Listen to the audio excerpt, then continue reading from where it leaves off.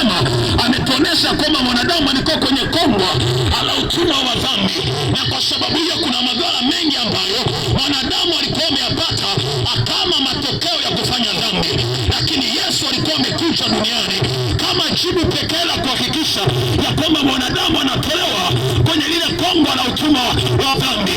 Na kwa sababu dhambi kile kwenye maisha ya mtu haijawahi kumwacha vile alivyokuwa, hiyo inaletaga vifungo vya namna mbalimbali. Na ndio maana Yesu alikuwa amekuja ili kuhakikisha kwamba mwanadamu yoyote aliyekaa kwenye vifungo vya namna yote aweze kufunguliwa.